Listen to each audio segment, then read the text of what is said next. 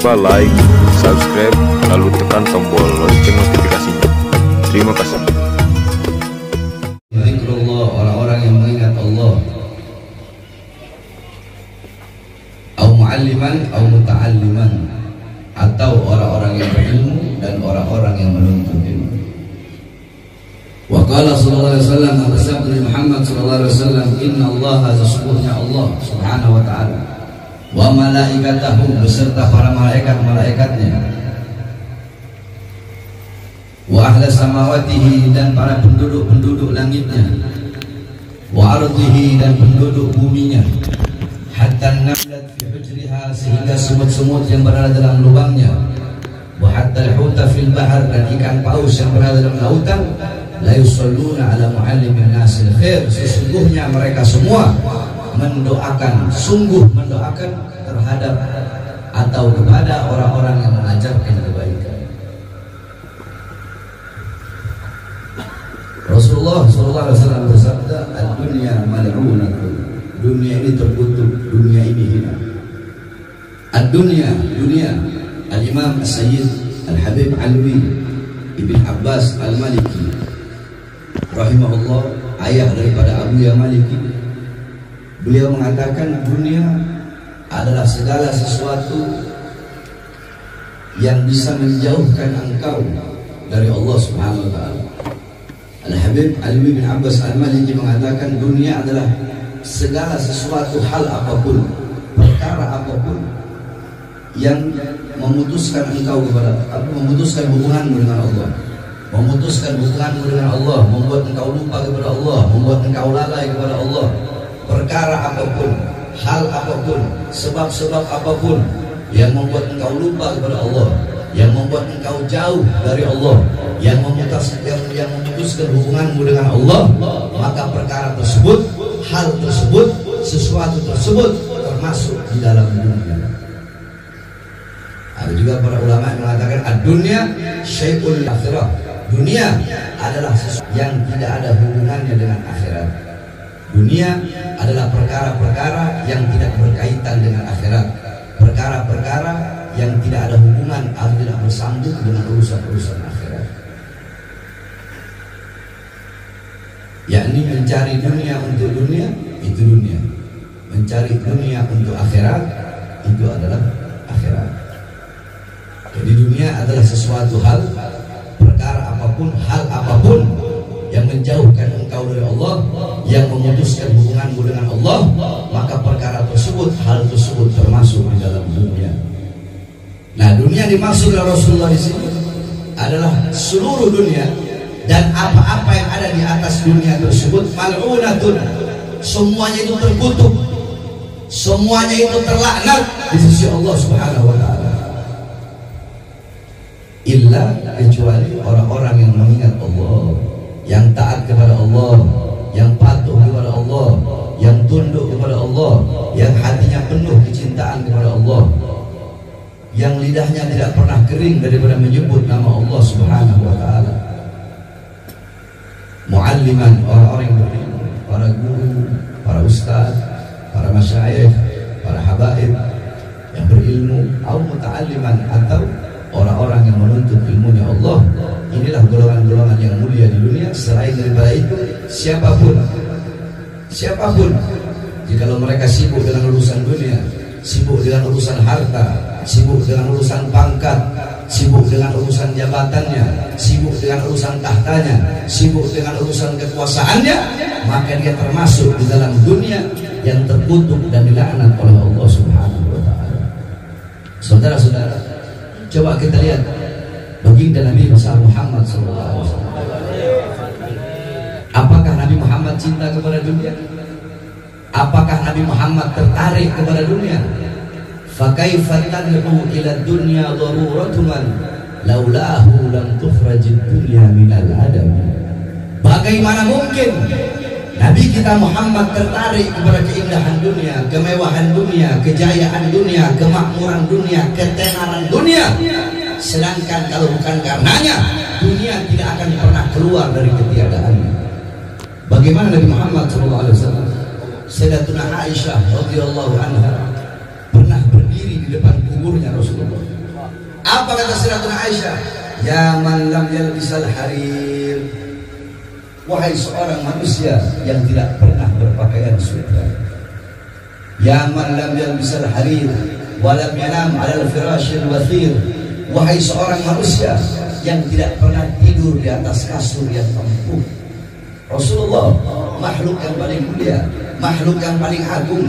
Rasulullah yang dimana gunung Uhud merayunya, saking Rasulullah 3 hari 3 malam kelaparan, tidak makan, mengganjal perutnya dengan dengan sebongkah batu, mengganjal perutnya dengan kerikil-kerikil, sehingga ketika beliau sholat ruku, para sahabat yang berada di belakang mendengar suara kerikil-kerikil tersebut. Gunung Uhud merayu. Ya Rasulullah, yakni Allah merayu Nabi Muhammad. Gunung Uhud ingin dijadikan emas.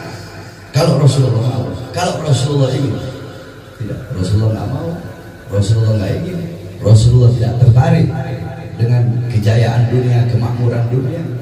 Rasulullah tidak pernah berpakaian sutra. Rasulullah tidak pernah tidur di atas kasur yang empuk. Tidurnya Rasulullah di atas pelepah kurma. Ya man lam yalbisal harir wa lam yanam 'alal firashil wathir, ya man kharaja minad dunya wa lam yashba' batnahu wa lam yufsis sa'id, wahai seorang manusia yang wafat, yang meninggalkan dunia dalam keadaan perutnya kosong, belum masuk sesuatu apapun, walaupun sekedar roti kering tidak masuk ke dalam perutnya Rasulullah SAW. Ya, Rasulullah tidak cinta kepada dunia, harta, pangkat, jabatan, tahta, kekuasaan, karena Rasulullah tahu dunia ini semuanya terkutuk, semuanya terlaknat, tidak ada harga dan nilai di sisi Allah Subhanahu wa taala. Sampai-sampai Allah Subhanahu wa taala dalam hadis qudsi Allah berkata, jikalau dunia ada nilai di sisiku, jikalau dunia bernilai di sisiku, yakni jikalau dunia itu ada harganya di sisi Allah, walaupun harganya, walaupun nilainya sebesar sebelah sayapnya seekor nyamuk. Andaikan ada nilainya itu dunia, walaupun sebesar sayap sebelah nyamuk punya sayap 2. Andaikan dunia ada nilai di sisi Allah, walaupun nilainya sebesar sebelah sayap seekor nyamuk, maka orang kafir tidak akan aku beri minum. Tidak akan aku beri minum orang kafir. Yakni ad-dunya sijnul mu'min wa jannatul kafir. Makanya jangan kita heran kenapa orang-orang kafir Allah kasih kepada mereka dunia, harta berlimpah, rumah besar, istri cantik, uang mereka banyak. Karena dunia sijnul mu'min wa jannatul kafir. Karena dunia adalah penjara bagi orang-orang yang beriman dan surga bagi orang-orang kafir. Jadi Allah kasih kepada mereka semuanya, dunia Allah kasih. Karena dunia nggak ada nilainya. Karena dunia tidak ada harganya. Karena dikatakan dunia tidak bernilai. Andaikan dunia bernilai walaupun sebesar sebelah sayap seekor nyamuk, tidak akan orang kafir diberi minum oleh Allah walaupun seteguk. Apa kalau Allah beri minum? Karena apa? Karena dunia tidak ada harga dan nilai di sisi Allah Subhanahu wa taala. Rasulullah SAW suatu waktu ketika Rasulullah sedang jalan di pasar bersama para sahabat, Rasulullah melihat ada seekor kambing yang menjadi bangkai, yang dimana kambing tersebut memiliki 2 telinga yang kecil. Rasulullah berkata kepada para sahabat, apakah kalian menginginkan kambing ini? Demi Allah tidak ya Rasulullah. Bagaimana jikalau kalian mendapatkan 1 dirham demi kambing ini? Kami tidak mau ya Rasulullah. Terus apa yang berlaku bagi kalian kalau kalian memiliki kambing ini hidup? Walaupun kambing ini hidup, kami tidak mau ya Rasulullah. Karena walaupun dia hidup, dia cacat karena kedua telinganya kecil. Jadi kambing yang jangankan bangkai, dia mau hidup pun para sahabat tidak mau karena kambing tersebut cacat, kedua telinganya kecil. Apa kata Rasulullah? Ketahuilah bahwasanya dunia bagi Allah tidak lebih hina daripada bangkai kambing tersebut. Apa yang kita mau cari di dunia? Kau mau cari harta, harta bakal habis. Kau mau cari pangkat, kau mau cari jabatan, kau mau cari tahta, kau mau cari kekuasaan, apa yang kita cari di dunia ini? yakni dunia bakal hancur, dunia bakal binasa, dunia hina, dunia terkutuk, dunia terlaknat. Makanya anak heran dengan orang-orang sekarang yang dimana mereka sibuk dengan urusan dunianya, sibuk dengan urusan harta, pagi, siang, sore, malam. Mereka lupa dan lalai kepada Allah karena sibuk mencari uang, sibuk mencari harta, sampai lupa mendidik anak-anak mereka dengan pendidikan Nabi Muhammad SAW. Mereka di luar sana mencari uang untuk memberi makan jasmani anak-anaknya, tetapi lupa memberi makan jiwa dan ruh anak-anaknya. Jikalau kewajiban orang tua hanya memberi makan jasmani anak-anaknya saja, babi di luar sana juga nyari makan buat anak-anaknya. Anjing di luar sana juga mencari makan buat anak-anaknya. Bahkan para bapak-bapak belum bangun untuk mencari rezeki bagi anak-anaknya, mencari uang, mencari makanan bagi anak-anaknya. Burung, keledai telah keluar mencari makan untuk anak-anaknya. Yang membedakan apa? Kita sebagai bapak lebih wajib memberi makan ruhani, hati dan jiwa anak-anak kita.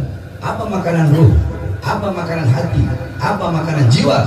Makanan jiwa, makanan ruh, makanan hati bagi anak-anak kita tidak lain, tidak bukan adalah ilmu. Tetapi nyatanya kita orang-orang zaman sekarang karena kesibukan kita dengan urusan dunia, harta, pangkat, jabatan, tahta, kekuasaan, sehingga kita lupa memberi makan ruh, hati anak-anak kita. Di musola-musola, di surau-surau, di masjid-masjid terdengar panggilan sholat, terdengar panggilan Allah, hayya ala sholat, hayya ala sholat, ayo sholat. Kalian yang berdagang, tinggalkan dagangan kalian. Kalian yang punya toko, tutup toko kalian sementara. Kalian yang sibuk kerja, tinggalkan pekerjaan kalian. Kalian yang sibuk di kantor, tinggalkan urusan kantor kalian. Ayo kembali kepada aku sesaat. Akan tetapi nyatanya kita orang-orang zaman sekarang, kita mengabaikan panggilan Allah dan lebih memilih panggilan perut. Mengabaikan panggilan Allah dan lebih memilih panggilan-panggilan perut. Mengabaikan panggilan Allah dan lebih memilih panggilan-panggilan dunia.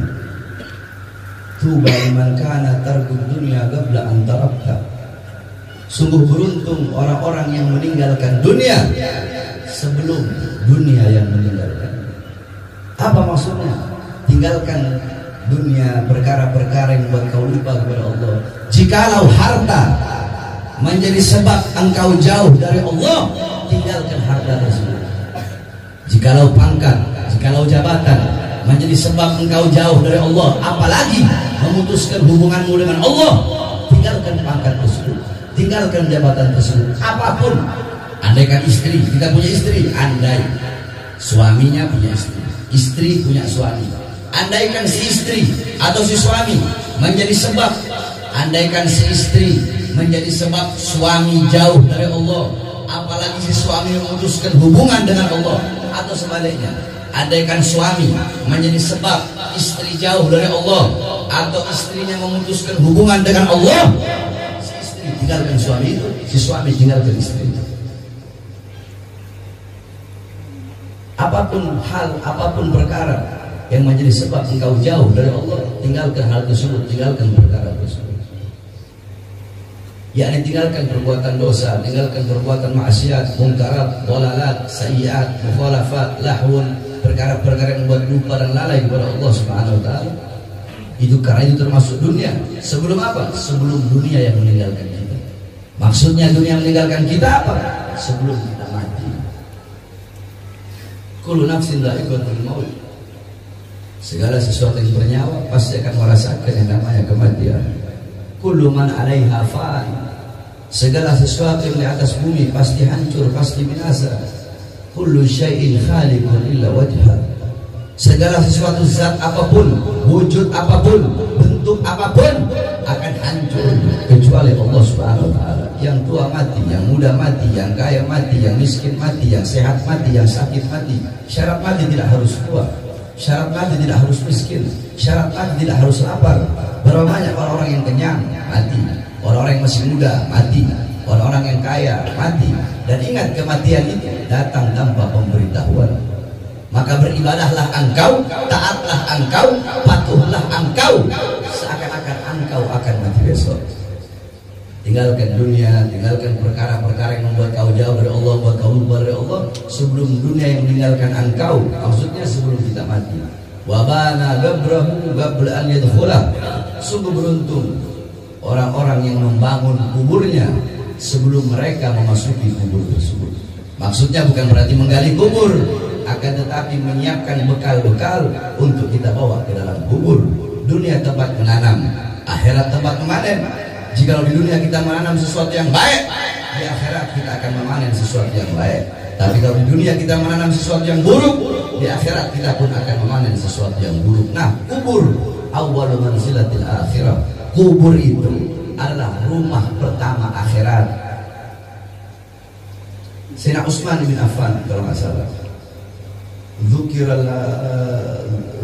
yaumal ba'ats, dzukira yaumal mahsyar, dzukira yaumal hisab, dzukira sirat, dzukira an-nar, dzukira azab an-nar. Diceritakan kepada beliau tentang dahsyatnya hari kebangkitan, diceritakan kepada beliau tentang dahsyatnya hari di padang mahsyar, diceritakan kepada beliau tentang hari pertimbangan, diceritakan kepada beliau tentang hari perhitungan, diceritakan kepada beliau tentang jembatan Shiratal Mustaqim, diceritakan kepada beliau tentang neraka, diceritakan kepada beliau tentang azab neraka, siksa neraka. Beliau tidak menangis. Tetapi ketika diceritakan kubur, beliau menangis. Para sahabat yang bertanya, kenapa ketika diceritakan dahsyatnya hari kebangkitan, diceritakan dahsyatnya padang mahsyar, dahsyatnya hari perhitungan, dahsyatnya hari pertimbangan, dahsyatnya jembatan Shiratal Mustaqim, kamu tidak menangis?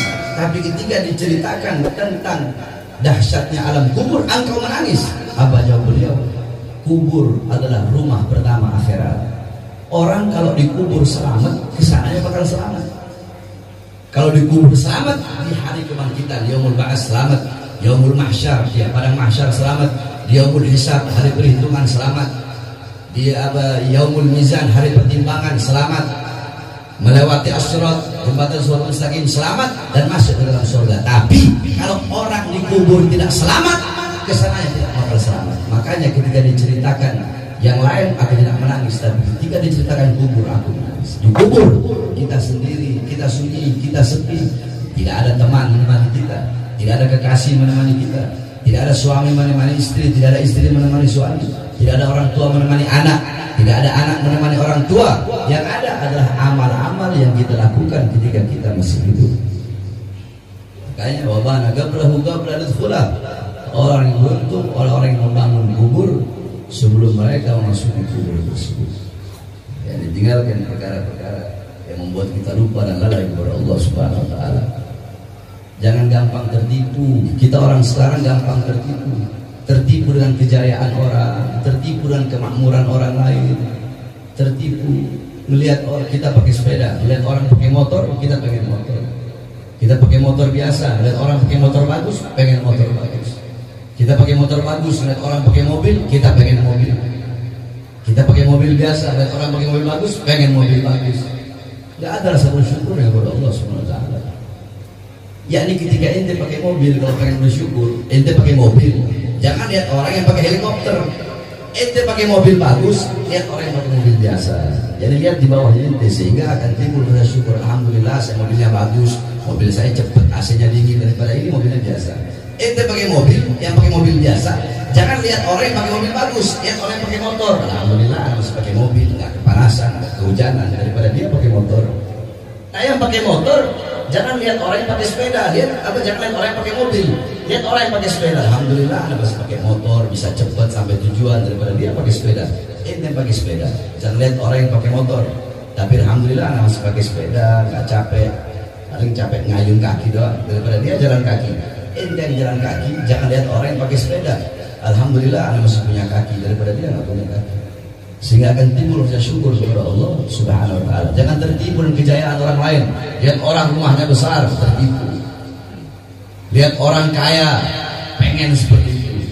Jangan tertipu dengan kejayaan dan kemakmuran orang lain sebelum engkau tahu bagaimana kedudukan itu orang kelak di akhirat.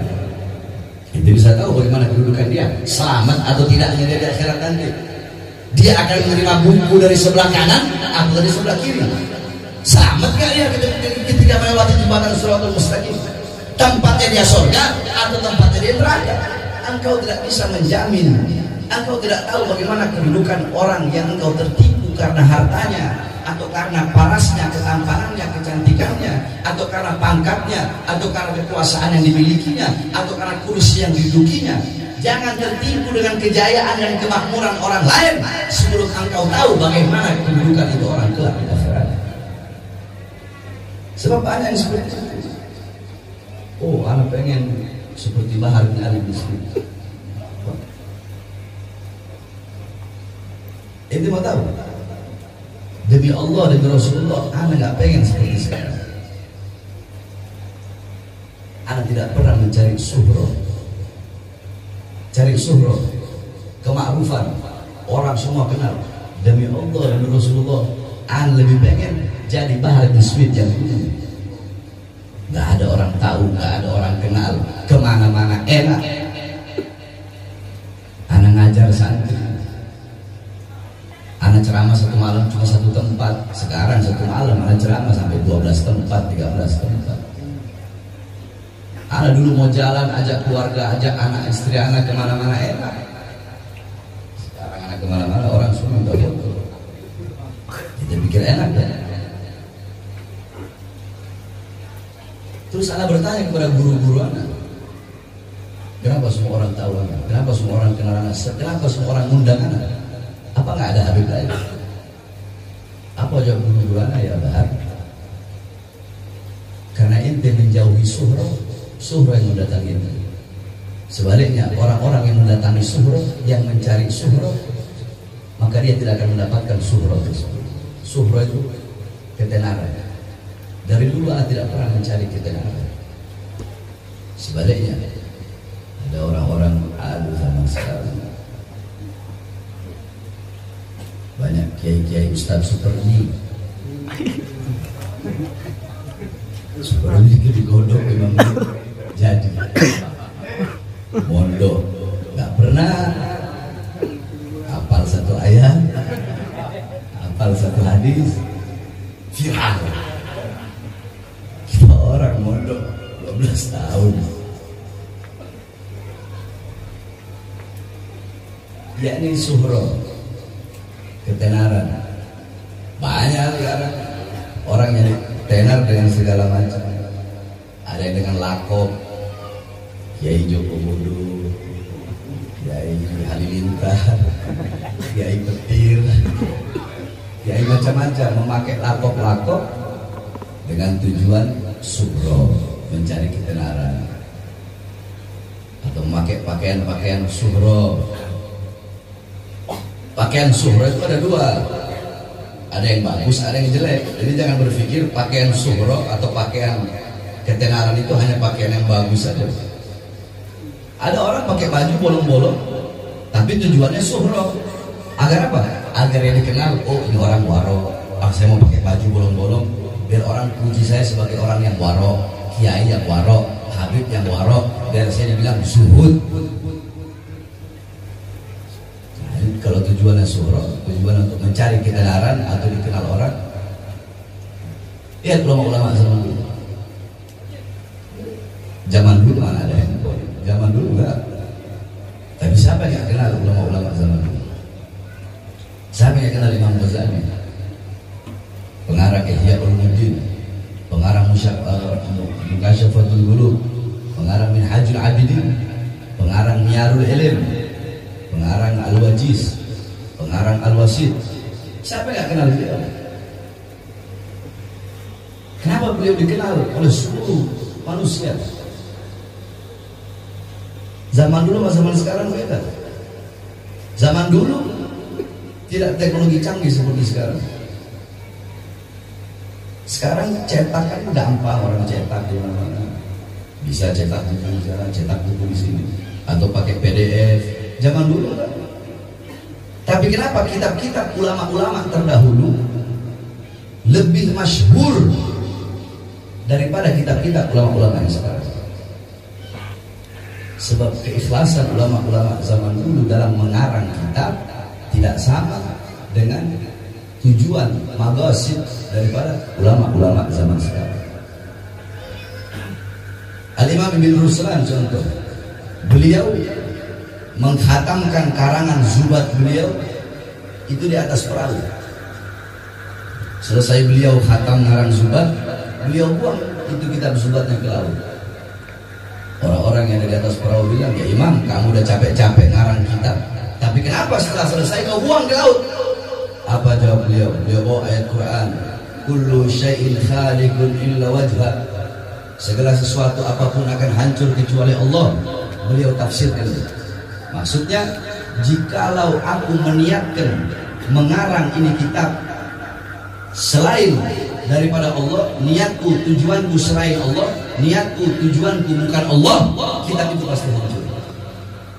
Yani beliau menafsirkan ayat itu, segala sesuatu yang dimaksudkan, yang ditujukan, yang diniatkan bukan karena Allah, maka sesuatu itu pasti hancur, sesuatu itu pasti binasa. Nah, aku mau tahu tujuanku ini Allah apa bukan, maksudku karena Allah apa bukan, niatku karena Allah apa bukan. Makanya aku buang ke laut ini kitab. Jikalau niatku Allah, tujuanku Allah, maka walaupun aku buang ke laut, ini kitab gak bakal hancur. Tapi kalau niatku, tujuanku suhroh, mencari ketenaran, mencari kemakrufan, jikalau niatku, tujuanku agar dipuji orang, biar orang bilang aku fakih, biar orang bilang aku alim, maka kitab ini pasti hancur. Ada kitab Zubat hancur sampai sekarang. Pondok pesantren mana yang gak pakai kitab Zubat? Nabung Zubat, Jurumiyah. Al-Imam Sanhaji radhiyallahu anhu, ketika beliau selesai mengarang kitab Jurumiyah, beliau berkata Jurmiyah, beliau buang itu kitab di sungai. Jur itu dari kata jaraya juri, artinya mengalir. Mengalirlah di sungai. Beliau buang kitab dari sungai. Kenapa?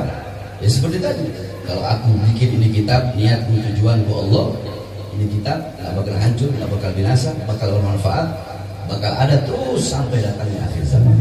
Sampai pondok pesantren mana dia gak pakai kitab Jurumiyah. Yakni niat dan tujuan orang-orang zaman dulu bukanlah dunia, bukan suhro, bukan mencari kemakrufan, bukan mencari ketenaran. Tujuan mereka Allah. Makanya nama mereka yakni a'yanuhum mafqudah wa amsaluhum fil ghulubi mawjudah. Jasad mereka hancur, raga mereka hancur, tetapi dalam hati manusia, dalam hati-hati orang yang beriman, nama mereka, diri mereka akan hidup selama-lamanya. Walaupun jasad mereka hancur. Beda dengan kita orang-orang zaman sekarang.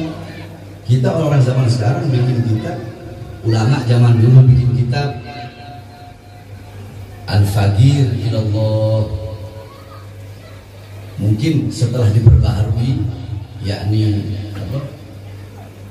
di tajdid, diperbaharui kitab-kitabnya. Nah itu baru paling murid-murid beliau-beliau atau pengagum beliau-beliau, di situ ditulis Ad-da'i ilallah, al-alim, al-allama. Tapi kalau yang aslinya makhtut, yang asli masih tulisan tangan, nggak ada ad-da'i ilallah, al-alim, al-allama, nggak ada. Al-faqir ilallah, yang miskin di sisi Allah Subhanahu wa taala.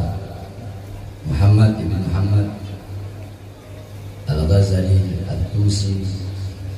Orang sekarang bikin buku profesor, doktor, kata-kata, SAG, S ini, S itu, S ini, S itu. Makanya dikatakan man arada taqadduma fa alaihi bikutubil mutaqaddimin, faman arada ta'akhura fa alaihi bikutubil mutaakhirin. Kau ingin maju, kau ingin terdepan dalam segala urusan, maka hendaklah engkau berpegang teguh kepada kitab-kitab orang terdahulu. Tapi kalau kau ingin terbelakang, maka peganglah kitab-kitab sekarang. Tapi tidak sama. Kembali lagi kepada dunia. Makanya Jadikan Allah sebagai engkau punya tujuan. Jangan tujuan engkau dunia. Jangan pernah kau tertipu dengan kejayaan, kemakmuran, kemakrufan orang lain sebelum nanti kamu tak akan sebelum kamu tahu bagaimana kedudukan orang itu kelak ya. Jadi perhatikan ya, dunia itu terkutuk, dunia itu terlaknat, wa ma fiha, dan apa-apa yang ada di dalamnya semuanya terkutuk, illa kecuali zikrullah, orang-orang yang mengingat Allah, yang patuh kepada Allah, yang taat kepada Allah, yang tidak pernah merasa aman dari azab dan siksa Allah Subhanahu wa taala, yang lidahnya selalu basah dengan menyebut nama Allah Subhanahu wa taala. Orang-orang yang berilmu dan orang-orang yang menuntut ilmu, inilah golongan-golongan yang mulia di muka bumi Allah Subhanahu wa taala. Inilah golongan orang-orang yang mulia di dunia. Selain daripada itu, yang sibuk dengan urusan dunianya, yang sibuk bermaksiat, yang sibuk berbuat dosa kepada Allah Subhanahu wa taala, maka mereka termasuk dalam mal'un yang dimaksudkan oleh baginda Nabi besar Muhammad sallallahu alaihi wasallam.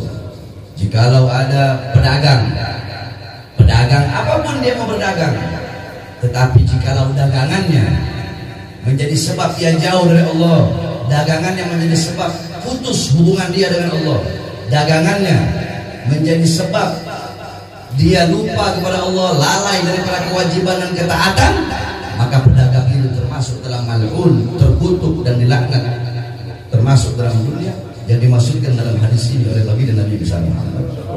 Jikalau ada pejabatnya, ada pemerintahnya sibuk dengan urusan kekuasaan, sibuk dengan urusan jabatan, sehingga kekuasaannya, jabatannya menjadi sebab ia jauh dari Allah, menjadi sebab ia jauh dari Rasulullah, menjadi sebab ia jauh dari akhirat, menjadi sebab putus hubungannya dengan Allah, menjadi sebab hilang ketaatannya, hilang kepatuhannya kepada Allah, menjadi sebab ia berbuat dosa, menjadi sebab ia tidak amanah, menjadi sebab ia rakus akan pangkat dunia, sehingga menghalalkan yang haram, mengharamkan yang halal, tidak menegakkan keadilan, maka dia termasuk dalam mal'un, dikutuk dan dilaknat yang dimaksudkan dalam hadis ini oleh baginda Nabi besar Muhammad sallallahu alaihi wasallam. Mau pedagang, mau pejabat, mau orang yang berharta, hartanya menjadi sebab dia jauh dari Allah, apapun, hal apapun, perkara apapun yang memutuskan hubungan dengan Allah, yang menjauhkan dan membuat lupa kepada Allah, kata Habib Alwi bin Abbas Al-Maliki, maka perkara tersebut termasuk di dalam dunia, kecuali tiga tadi: orang yang mengingat Allah, taat, patuh, tunduk kepada Allah SWT, orang-orang yang berilmu, dan orang-orang yang menuntut ilmu. Mudah-mudahan Allah SWT jadikan kita sebagai orang-orang yang ingat kepada Allah, yang taat kepada Allah, yang patuh kepada Allah SWT. Waktu kita jadi muallim, jadi seorang guru, jadi seorang guru. Kalau kita nggak bisa jadi guru, nggak bisa jadi orang yang berilmu, setidaknya kita menjadi muta'allim, menjadi orang yang menuntut ilmu. Seperti kalau Rasul pun alim, jadilah orang berilmu, jadilah orang yang mengerti ilmu agama, jadilah orang yang tahu mana halal, mana haram, mana baik, mana buruk, jadilah orang yang tahu akan syariat, tahu akan akidah. Oh Habib, saya nggak bisa jadi orang berilmu, saya nggak bisa jadi ulama, nggak bisa jadi ulama. Kun muta'alliman, jadilah santri, jadilah para penuntut ilmu, jadilah orang-orang yang duduk di majelis ilmu. Oh nggak bisa juga, udah tua, oh nggak bisa, sibuk. Kun mustamia, jadilah pendengar ilmu, jadilah pendengar ilmu, mendengarkan ilmu para ulama, mendengarkan nasihat para ulama. Nggak bisa juga. Kun muhibban, jadilah pecinta ulama, jadilah pecinta ulama, jadilah pecinta ilmu. Wala takun khamisan, jangan jadi golongan yang kelima. Apa golongan kelima? Ustadz bukan, guru bukan, orang yang paham agama bukan, santri juga bukan, menuntut ilmu juga enggak, santri enggak, dengerin ilmu enggak, dengerin nasihat ulama enggak, pecinta ulama enggak, bangsat iya, biadab iya, ahli maksiat iya, malah menjadi para pembenci ulama. Yakni modal kita yang paling kecil itu cinta.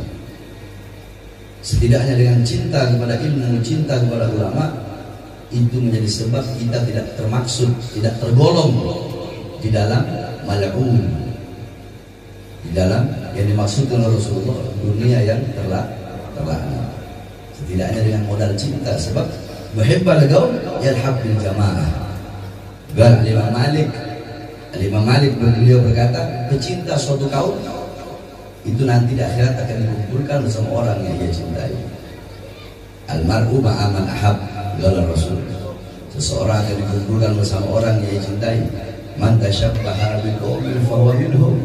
Barang siapa yang menyerupai suatu kaum, maka dia sama dengan kaum tersebut.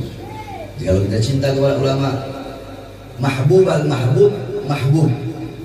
Mahbub al-mahbub, mahbub. Ingat, mahbub al-mahbub, mahbub. Ya. Mahbub al-mahbub, mahbub. Maksudnya orang-orang yang dicintai oleh orang-orang yang dicintai oleh ulama, maka orang itu pun akan dicintai oleh Allah dan dicintai oleh Rasulullah. Orang-orang yang dicintai oleh orang-orang yang dicintai oleh Allah dan Rasul, maka orang yang dicintai itu pun akan dicintai oleh Allah dan dicintai oleh Rasul. Wa muhibbal mahbub, mahbub. Dan orang-orang yang mencintai ulama, mencintai orang-orang yang dicintai oleh Allah, mencintai. Kalau tadi kan pertama dicintai, nah sekarang mencintai. Jikalau mencintai orang-orang yang dicintai oleh Allah, mencintai orang-orang yang dicintai oleh Rasulullah, maka orang yang mencintai itu pun akan dicintai oleh Allah dan dicintai oleh Rasulullah. Jadi intinya, baik dicintai oleh orang-orang yang dicintai oleh Allah, atau mencintai orang-orang yang dicintai oleh Allah, maka yang dicintai dan yang mencintai orang-orang yang dicintai oleh Allah, orang-orang itu pun akan dicintai oleh Allah Subhanahu.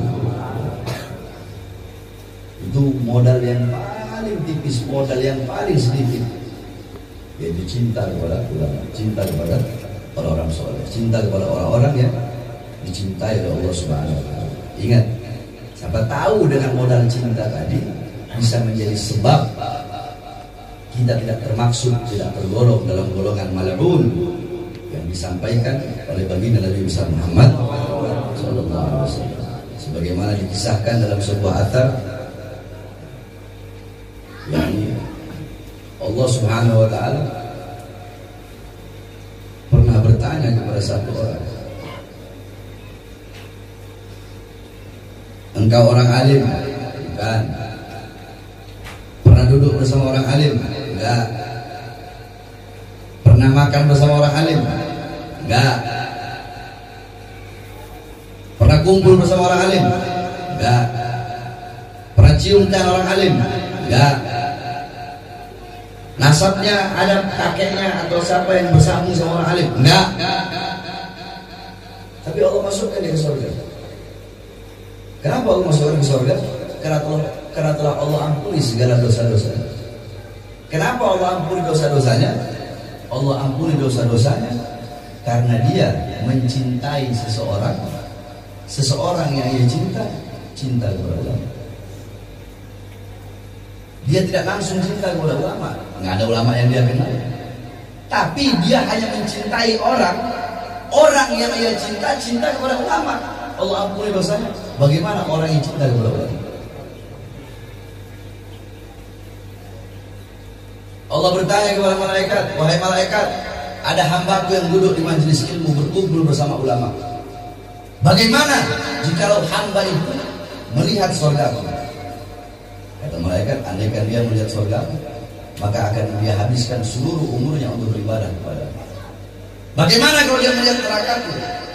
Andaikan dia melihat neraka, maka dia akan habiskan seluruh umurnya untuk meminta ampun, bertobat dan takut kepada Allah. ketahuilah telah aku ampuni dosa-dosanya. Kata malaikat, kenapa ya Allah? Bukankah orang itu duduk di situ karena dia ingin meminta hajat kepada orang yang duduk di situ. Jadi ini orang datang ke majelis ini untuk nagih utang. Jadi ada orang punya utang sama dia. Orang yang punya utang ini duduk di majelis ilmu. Jadi dia duduk di majelis ilmu itu bukan untuk niat ngaji, bukan untuk niat menuntut ilmu, bukan untuk niat duduk berkumpul bersama orang berilmu, enggak. Tapi dia niat duduk untuk nunggu majelis selesai tagih utang. Tapi kenapa? Ketika Allah mengampuni dosa-dosa orang yang duduk di majelis ilmu, maka siapapun yang duduk di situ ikut terkena Allah ampuni semua dosa-dosa. Semua ada yang duduk di sini niat tagih utang kemana? Umpama, nah duduk di majelis ini. Ketika hamba-hamba yang lain Allah ampuni dosa-dosa, nggak mungkin dia Allah nggak ampuni. Kenapa? Karena dia termasuk dalam perkumpulan itu. Nah itu begitu mulia dan begitu agung. Berkumpul sama beliau-beliau, para ulama dan orang-orang soleh. Kain mumpung kita masih dulu, tinggalkan hal-hal perkara yang memutuskan hubungan dengan Allah dan memutuskan hubungan dengan Rasulullah Sallallahu Alaihi Wasallam. Sebelum apa? Sebelum habis kau punya masa, sebelum habis dunia sa'ah. Dunia ini cuma sesaat, dunia ini cuma sekejap. Manfaatkan betul-betul. Engkau punya waktu. Waktu yang telah berlalu bukan milikmu. Waktu yang akan datang bukan milikmu. Kapan waktunya? Sekarang adalah waktu. Maka jangan pernah menunda-nunda dalam berbuat kebaikan. Mau sholat, oh ntar aja besok. Mau puasa, ntar aja besok. Mau haji, ntar aja tahun depan. Mau pakai hijab, ntar aja besok. Sekarang buka aurat aja dulu. Sekarang pakai rok mini aja, besok baru pakai hijab. Mau tobat, ntar aja besok. Sekarang mabuk aja dulu, narkoba aja dulu, zina aja dulu, melacur aja dulu. Besok baru taubat, besok baru taat. Besok dan besok. Besok bukan waktu milik kalian. Kemarin bukan waktu milik kalian. Besok bukan waktu milik kalian. Sekarang waktunya. Jangan menunda-nunda dalam berbuat kebaikan. Jangan menunda dalam pertaubatan. Karena besok bukan waktu milik kita. Jangan besok 5 menit dari sini kita masih lupa, karena kita nggak tahu bahwa. Oleh karenanya kita punya wasiat untuk sehat, manfaatkan waktu yang sedikit ini untuk beribadah kepada Allah, taat kepada Allah, patuh kepada Allah Subhanahu wa taala. Allah jadi kita orang saleh. Allah jadi kita orang yang istiqamah mengikuti jejak Nabi Muhammad, mengikuti sunnah Nabi Muhammad SAW. Sehingga kelak di akhirat Allah kumpulkan kita bersama baginda Nabi Muhammad di bawah bendera baginda Nabi Muhammad sallallahu alaihi wasallam. Amin amin ya rabbana ata.